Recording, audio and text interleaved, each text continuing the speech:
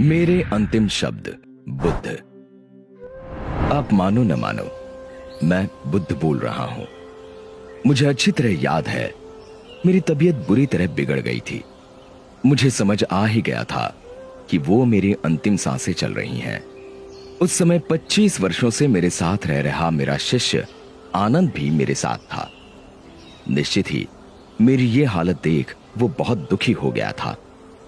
इधर उसका ये हाल देख मैं आश्चर्यचकित था कि यदि उसे सिर्फ मेरी संभावित मृत्यु से इस कदर दुख पकड़ रहा है, तो फिर उसने जीवन भर मुझसे सीखा क्या?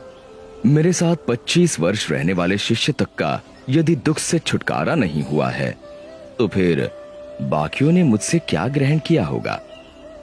और मजा ये कि अभी मैं इस आश्चर्य से बाहर आया भी नहीं था कि आनंद ने मुझे दूसरे आश्चर्य में डाल दिया।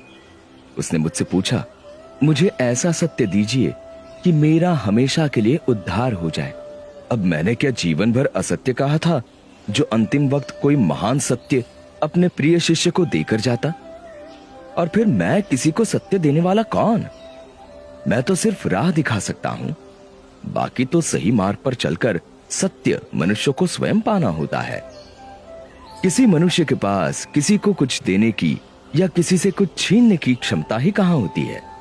सो मैंने उससे कहा, भाई आनंद, अप्प दीपो भव, यानी अपने दीप स्वयं बनो। अब जब मैं साक्षात था तब भी मेरे अंतिम शब्द यही थे, और आज 2500 वर्ष बाद भी मैं आपसे यही कह रहा हूं कि अप्प दीपो भव, यानी अपने दिए स्वयं बनो। और सच कहूं तो ये मेरे मुख से निकले तमाम शब्दों और व्यवहारों का सार है। मैं दावे से कहता हूं कि यदि आप इसे गांठ बांध लेंगे तो आपका तत्क्षण उद्धार हो जाएगा। मुझे राह दिखानी थी तो दिखाकर चला गया। अब उस राह पर चलकर अपना सत्य आपको पाना है। इसमें मैं कुछ और नहीं कर सकता। सोचो ये कि जब मैं साक्षात था तब कुछ नहीं कर सकता था, तो अब मेरी मूर्तियां या मेरे जैसे वस्त्र पहनना क्या कर लेगा? सो इन सब नौटंकियों से छूटो और स्वयं को भ्रम में डालने से बचो।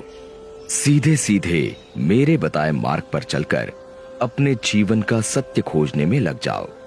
विश्वास जानो कि अपने द्वारा अपना उद्धार करने के अलावा तुम्हारे पास अन्य कोई मार्ग नहीं। आपको अपना दीप बनकर अपने को रोशन स्वयं ही करना पड़ेगा।